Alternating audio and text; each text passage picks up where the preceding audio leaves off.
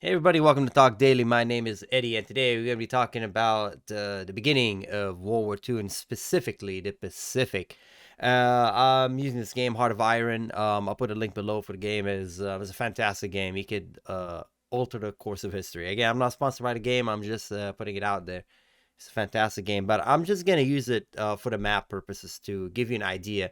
What was Japan's position prior to its engagement with the United States? So now we're talking, what is this, 14th of August, 1939, okay? This is where, before Germany started a blitzkrieg, this is when Japan was an allied with Germany and Italy. Um, so I'll just give you a couple of ideas to why did Japan attack the United States. We all know that it did happen. Pearl Harbor, the Japanese Navy attacked Pearl Harbor right here in Hawaii, and they did some damage to U.S. naval forces. Um, but just to give you an idea, and I'm looking at my notes right here. And by the way, I'll put a link to all my notes in the video. We understand that Japan at this point colonized Korea. They had some success in China. Japan needed resources, and they wanted to expand. And a lot of the point that not people not gonna mention, or I didn't hear much. I consider myself to be a World War II historian buff. I love the that conflict. Um, but if you do look, you can't forget that at the point Japan was expanding, if you look at Asia in general, and by aid of this map, you can see that something called over here where India is, British Raj. If you look to the south, you see something called France. And you might be surprised. Why do you mean France? This is not France. France is over there. This is what France is. And then if you look over here, you see something called British Malaya and Dutch. And in Dutch, and you're thinking, what Dutch is here? Why isn't Dutch supposed to be in Europe? And of course, I'm being silly, but we all know that there was something called the Age of Imperialism, right? When everybody expanded and everybody conquered land. But that was not in 1939. That occurred way back then. We're talking about 1800, 1700. When the British were exploring and taking land, and the land grab, if you want to call it that way. It's Asian imperialism. They conquered land. And when Japan, after went through the Meiji Restoration, Japan, they fought the Russians, they defeated the Russian, they feel good. I want to take land. Their eyes is open. They develop a navy. They think they have an army and a navy and have some knowledge, and they feel they're capable of be on par, if not equal, to the Europeans, and they want to have land just while the Europeans have. We have to understand this is an age before the internet, okay? This is an age where people could live and die in that little small town and never go anywhere, okay? So don't look at it in a negative way. I'm not encouraging that behavior. I'm just giving you the fact of the history, okay? We all now love each other, one world nation, etc. But that doesn't take away from the fact that this is the world how it was back then. Kind of scary, right? Anyways, so Japan, invaded part of China, took over Korea, and at this point, Japan it cannot sustain its growth. And why? Because European countries are frowning upon what Japan is doing. Although themselves they have land, but they can't have land. So Japan is in a position where, okay, I want to take over all these natural resources over here. There's rubber, there's oil, coal, metals. Japan is very barren, I don't say barren as deserted, obviously. No, it's not. But Japan doesn't have that many resources that a lot of these other countries surrounding Japan have. So Japan was put in a position that I want to invade the Southeast Pacific. I want to take control and dominance of this region. And again, it took time for people to mobilize. It took time for countries to defend themselves. And remember, all these countries currently are under threat from Hitler at this point, okay? Because at this point, if I could zoom into Europe over here, you can see Germany, the Third Reich, and they're posed to invade Poland. They already have secret talks with Stalin that to invade Poland and take part of Poland. And we all know the famous Blitzkrieg, and they're gonna go the infamous Blitzkrieg, and they go to Netherlands and Belgium and go around the French army and take over France. We all know the tragic consequences of that war. So the Europeans were mainly looking at Hitler, and they're bracing themselves.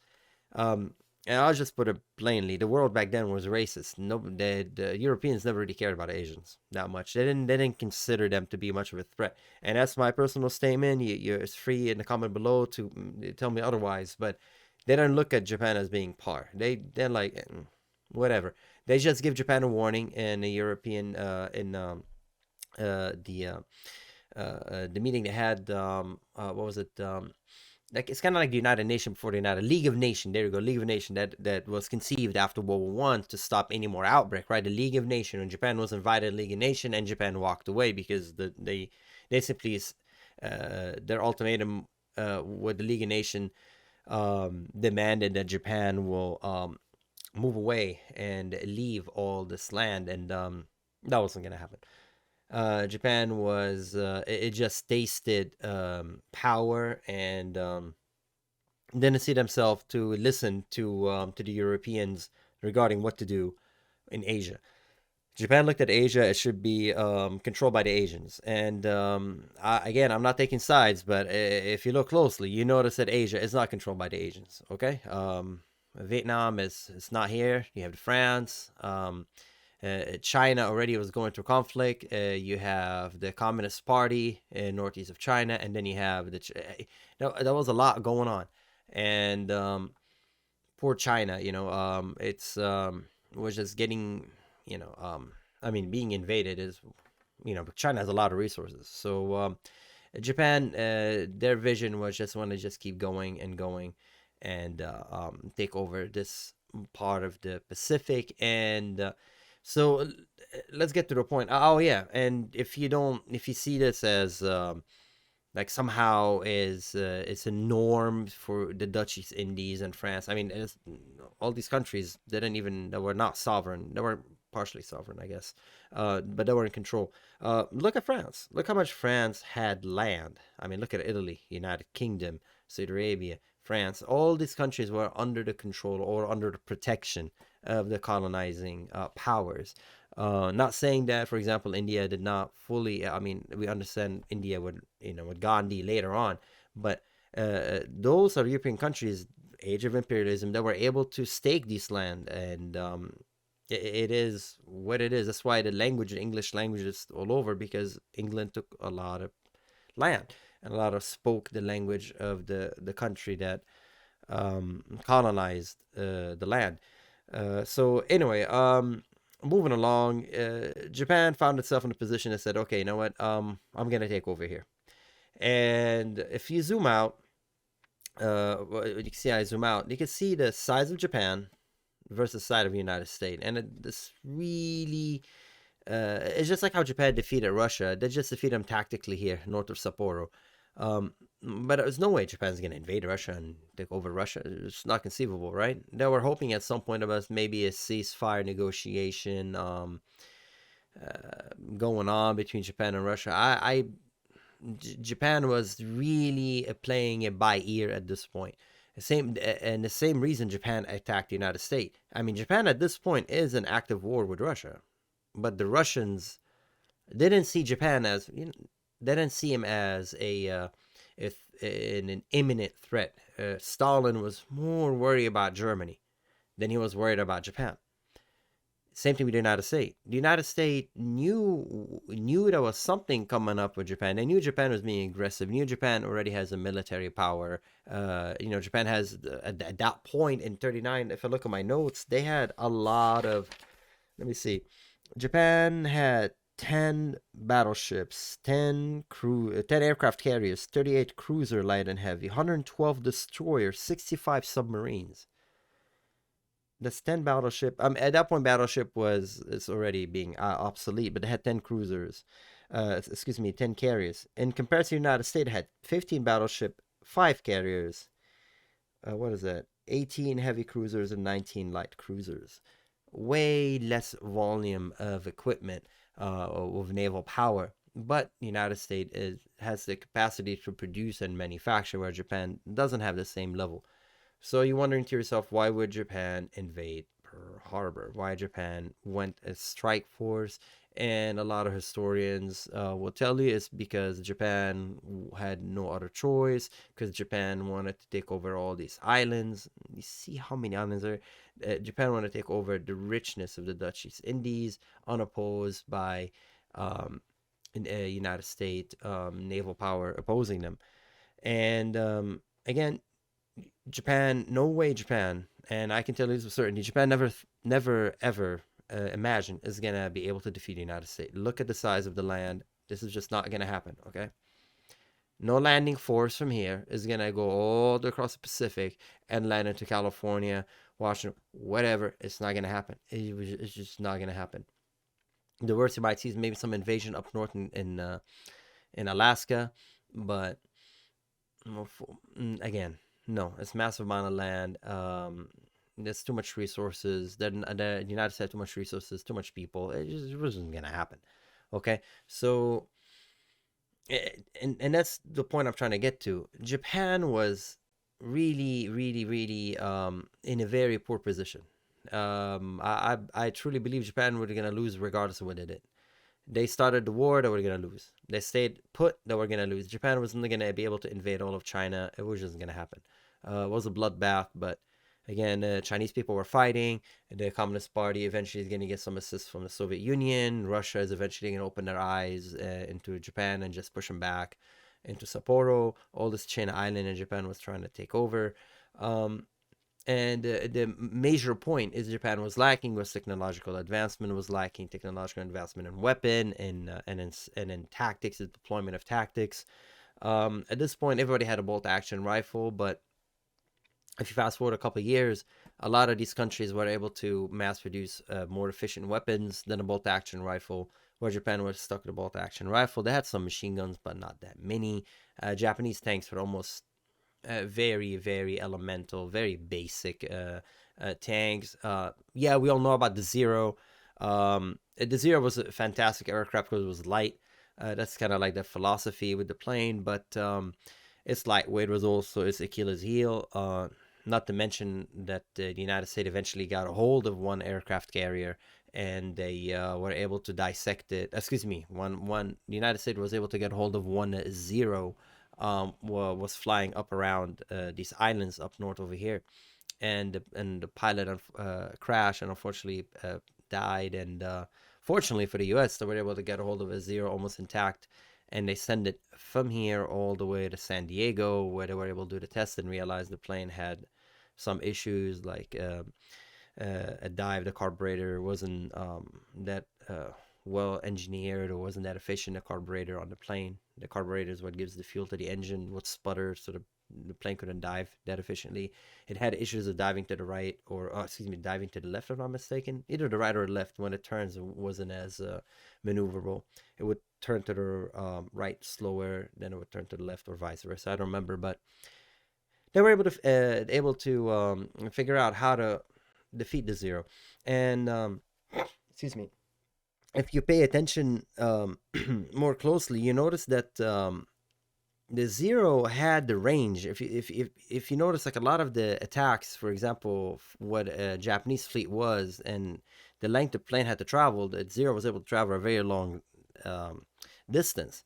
But that because the Zero had almost no armor and no self-sealing fuel tank. To me, that's mind-boggling. You entering a war with a plane that one round of ammunition hitting the fuel tank, the whole thing will catch fire. The whole plane will catch fire. So yeah, I don't think Japan had the technical the capacity to win this war by any means. Yes, they had a very strong navy. They had a very proud navy. They had well-trained pilots, but unfortunately their system was that you keep flying, get shut down, you die, and that's the end of you. Your knowledge doesn't get passed down.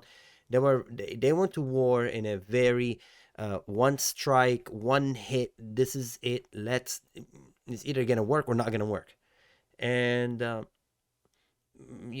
mean, they just attacked Pearl Harbor. They didn't attack the United States. They just attacked Pearl Harbor. It's not like they attacked Washington and I don't know, they severe blow. It wasn't. The attack on Pearl Harbor, in my opinion, was just a complete utter failure. They got none of the aircraft carrier. Yeah, that's on a couple of battleships, but what did they do? They just basically give an excuse for the United States to invade them. At this point, the United States was not invading them. There was no hostilities between Japan and the United States.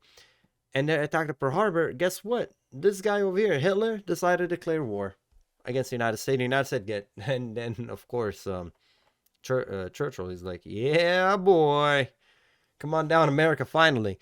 So, and that another one more point is in Japan had no communication with Germany. Although the Axis power, I personally don't even think the Axis power has nothing to do between Germany and Japan. Maybe there was some exchange. I heard of a story, like a small exchange of knowledge between them, but nothing to that effect. Of there was no line of direct assistant, whether on land or by sea. Remember, England has the strongest navy at this point in the world. They always had a very strong navy, and they dominated this region. They would not allow a German ship to go all the way uncontested all the way to Japan. So they had no easy access of communication, especially when Germany invaded Soviet Union. Japan was on its own. That was just allies by just a sign on a piece of paper. So it's just mind-boggling to see Japan invading, well, not invading, attacking the United States without any. If they invaded Hawaii, you could say, okay. If they actually landed troops, took over Hawaii, you could say, all right, now the war will be here, fought between this island and the mainland. But that wasn't the case. They didn't do anything. They didn't take over the land. They slapped the tiger in the face and I walked away and they're like, haha, look what I did. And the tiger came back and of course, what are you doing? It's the silliest thing ever. I talk about their lack of technology. Yeah, they're the first one who came up with the idea. Let me use an aircraft carrier to attack in a position. Very smart, very very clever. But again, what's the long term vision? When they invaded all this land in the south, is because the British did not look at the Japanese at all. They're gonna go around. They're not gonna go to the jungle. The Japanese went straight at them. All the British land, British Malaya, all this thing fell because they didn't have much of a garrison. Because remember, these are colonies. There was no uprising in those colonies. Why would I put station? Why would France have an excess force in France why France have excess force in Vietnam if the Vietnamese were in Indochine were not uprising? They just had enough force to govern, not to engage in a warfare against another nation. And remember, this is the past. Everything took time to mobilize to get ready. So the Japanese were ready to fight. The iron is hot. They just went and hammered it away, and they went and took all this land. So it was a success in their eyes when they took over the Southeast Pacific. But I personally, I don't understand why they just engaged.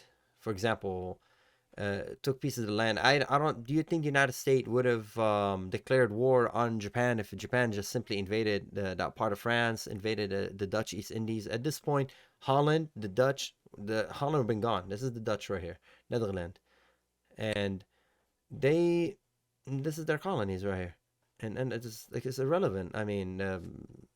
I understand for trade purposes, and the League Nation would definitely impose more sanction or maybe even declared war. I don't know. And if so, would that really fleet in the Hawaii pose a threat to them?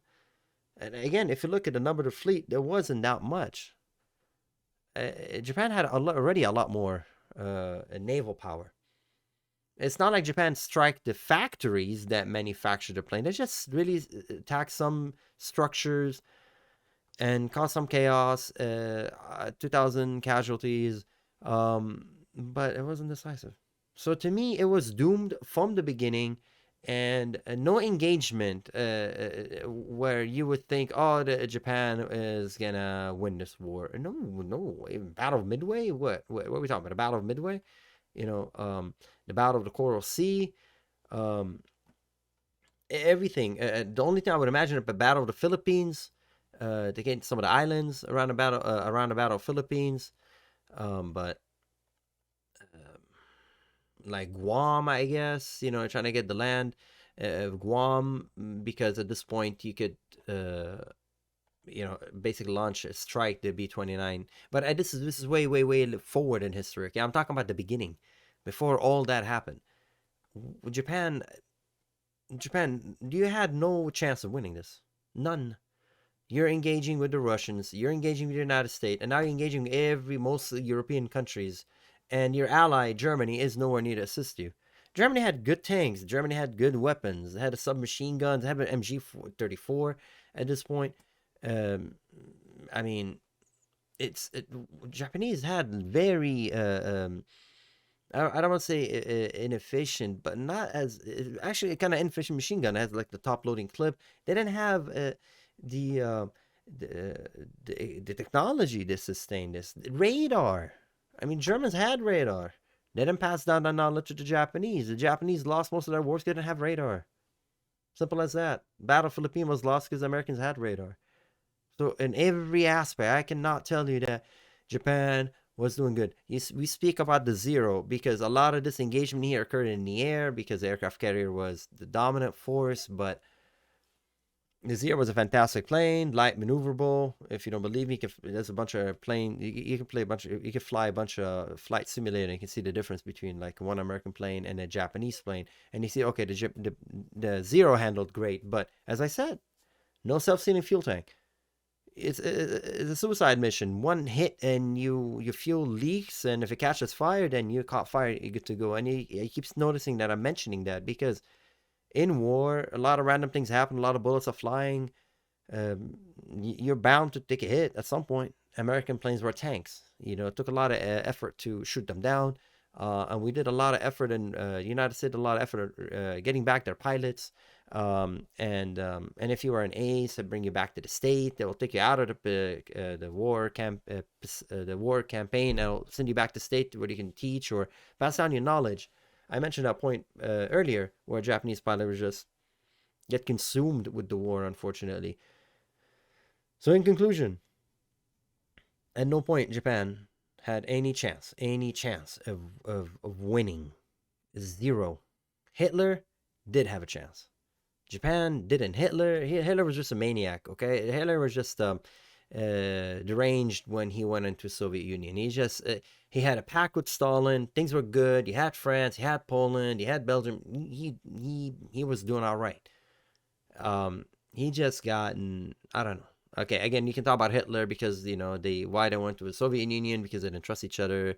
There's a problem with their belief system and their they one fascists and communists. They never liked each other. Okay, but not the case in Japan.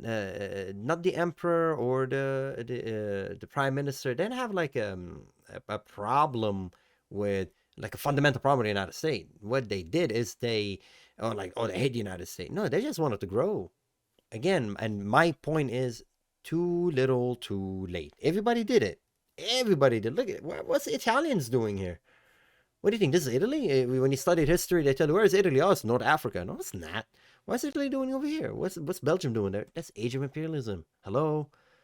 The age of the gun, imperialism, navy, all these countries did not have an army to defend themselves. They were just indigenous people chilling. People came in and they said, hey, here's some money. I'm going to be, you put you under my protection, whatever it was, from Napoleon era. At this point, Japan and Napoleon era was the shoguns were fighting among each other.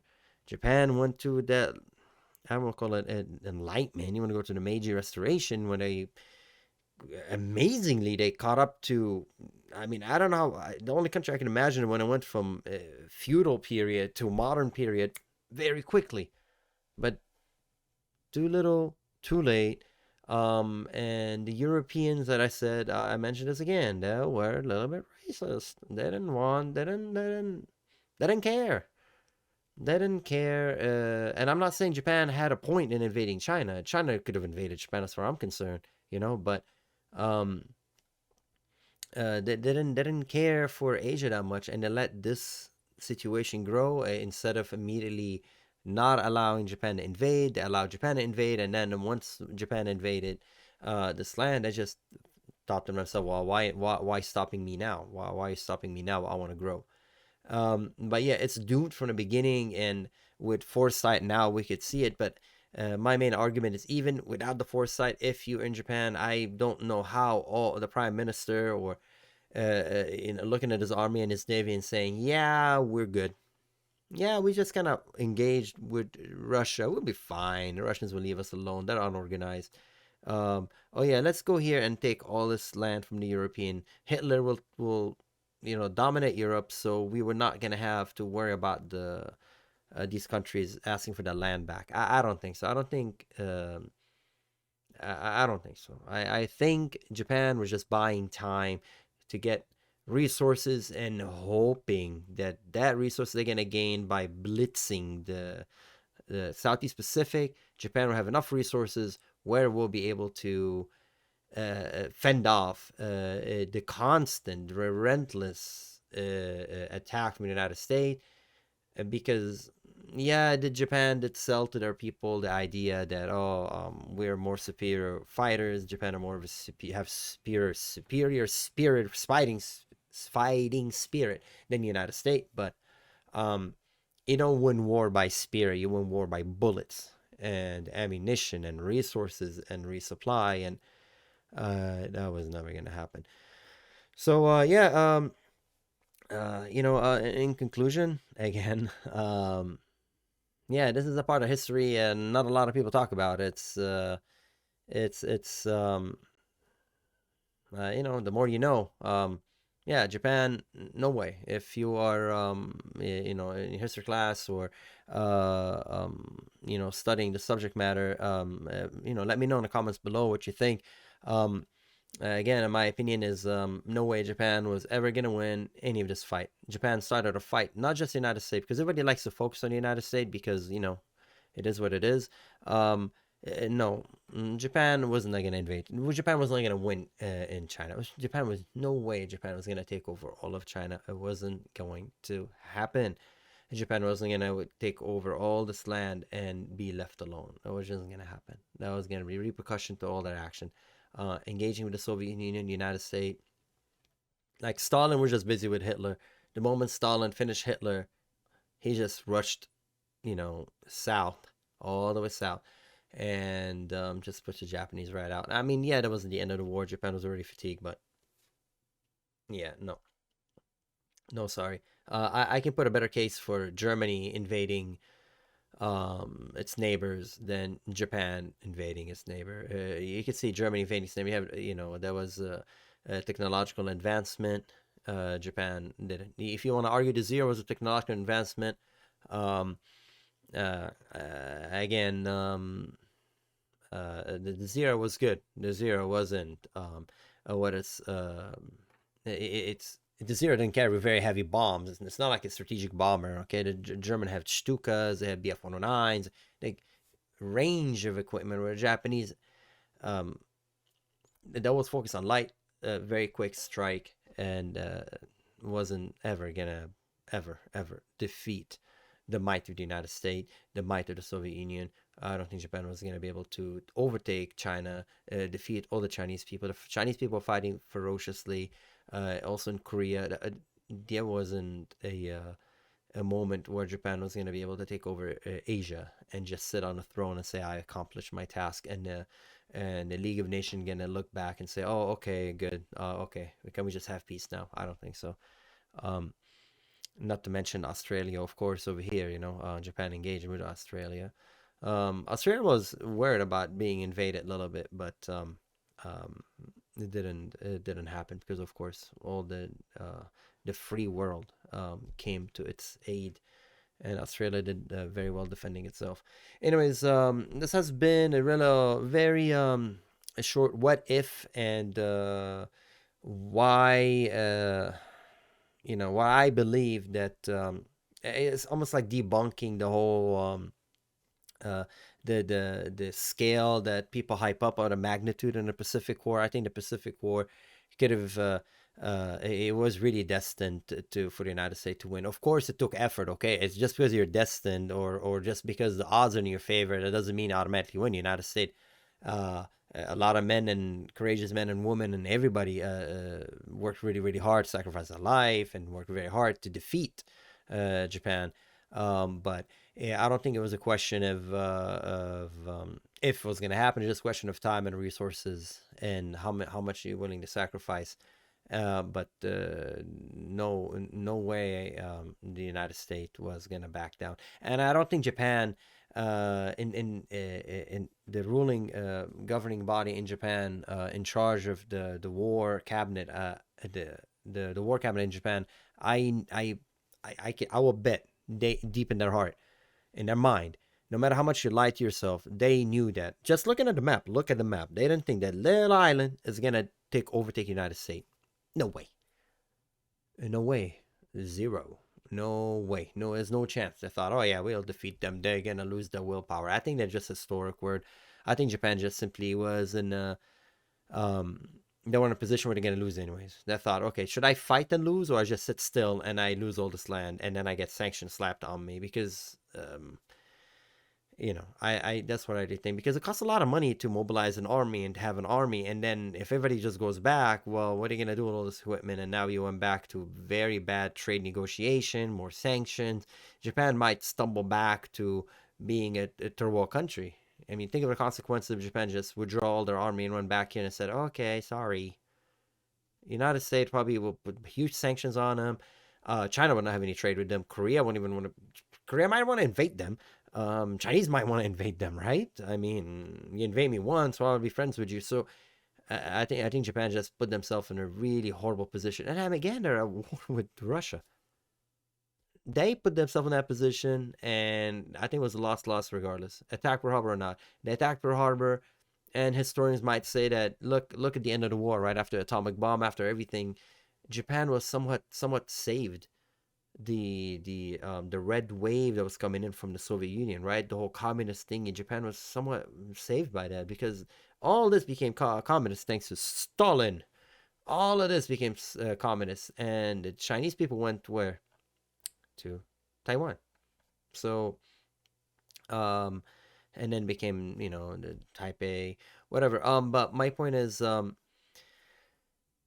maybe it was good, because look, Japan, after the atomic bomb, the United States went to Japan and said, okay, all right. Even when Japan, when it's being bombed, they still saved the emperor. They didn't bomb the emperor palace. So there was some kind of a foresight, I want to say, between the United States, because the United States, like, okay, we can literally burn them alive, which they did, firebomb of Tokyo, but they didn't go, they were tired of the war, and they just said, okay, let's just end this. We're already winning, and it's just like pressing the button over and over and over, like, okay, dude, you're not fighting, but I have to keep pressing the button. And look, Japan did good. They somehow, Russia luckily did not continue for invading Sapporo and go all the way to Japan. The communists went to Asia, and all the way to what, to Vietnam, everywhere. All the way to, obviously, we know 38 Peller, we know what happened with Korea, but Japan was saved. There was no communist threat in Japan. There was the emperor. There was never no communist party or anything is gonna happen. There was, like, no one's gonna overthrow the emperor, and somehow Japan just made it, and good for them. The history of how Japan, obviously, post-war is a different subject, but so did they? I don't know what would happen if Japan stayed. I have no idea. But it's just so anyway. This is just my little preview. I'll try to make more videos, more in details. Currently, I'm just using the game just to show you the map, because I think the map just, it gives you the scale of the war. Otherwise, you might not understand my point. It's really the scale. If you want to look why Germany lost the war, just look at the scale of land here versus land here. Understandable, not all land is inhabitable. A lot is open land, but it's still resources, man. Resources. So anyways, this has been Talk Daily. My name is Eddie. Let me know what you guys think about the video, how it improve, and let me know in the comment below what you think about what I just said. Again, it's just my opinion. Let me know what you guys think, and in the meantime, take care, everybody. I'll see you next time. Bye bye.